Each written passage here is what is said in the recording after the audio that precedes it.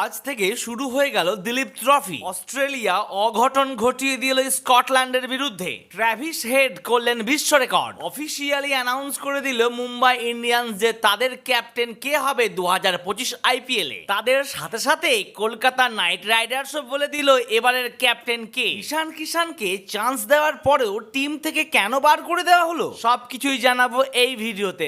নমস্কার, আমি প্রীতিশ, আপনাদের স্বাগত জানাই ক্রিকেট স্ট্র্যাটেজিতে।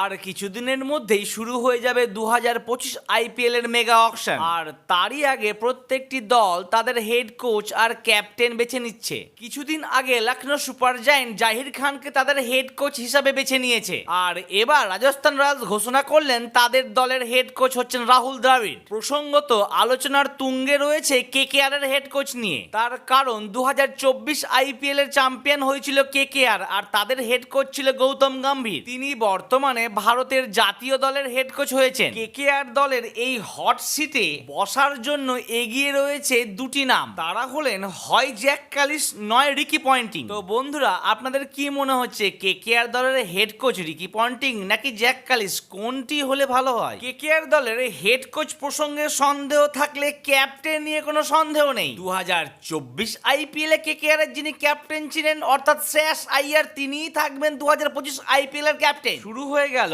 দিলীপ ট্রফি, আর এইবারের দিলীপ ট্রফির দিকে নজর থাকবে ভারতীয় ক্রিকেট প্রেমীদের। চারটি দলের মধ্যে যারাই সব থেকে ভালো খেলবে তারাই চান্স পেয়ে যাবে বাংলাদেশের বিরুদ্ধে টেস্ট সিরিজে। আর তারও কিছুদিন পর রয়েছে ওয়ার্ল্ড টেস্ট চ্যাম্পিয়নশিপ। আর এই দিলীপ ট্রফি থেকে চোটের কারণে ছিটকে গেল ঈশান কিষান, তার পরিবর্তে এলো সঞ্জু স্যামসন। অবশ্য সূর্যকুমার যাদব আর প্রসিদ্ধ কৃষ্ণা প্রথম রাউন্ডে খেলবেন না। আর আমি যেন চিরজীবন খেলতে পারি তাই আপনাদের করতে হবে ভিডিওতে লাইক আর চ্যানেলটিকে সাবস্ক্রাইব। স্কটল্যান্ড ভার্সেস অস্ট্রেলিয়ার টি-20 সিরিজ চলছে, আর এই সিরিজেই চলছে বিভৎস সব ঘটনা। 25 বলে 80 করে ফেললেন সেই ট্র্যাভিস হেড। তিনি খেললেন এক বিস্ফোরক ইনিংস। স্কটল্যান্ড প্রথমে ব্যাট করে 20 ওভারে 9 উইকেট হারিয়ে তারা রান করে 154। তাদের দিক দিয়ে দেখতে গেলে যথেষ্টই ভালো স্কোর এটি। কিন্তু অস্ট্রেলিয়া 3 উইকেট হারিয়ে মাত্র 9 ওভার 4 বলেই করে ফেললো 156। ট্র্যাভিস হেডের মার দেখে 2024 আইপিএল এর কথা মনে পড়ে গেল। তিনি করলেন 17 বলে 50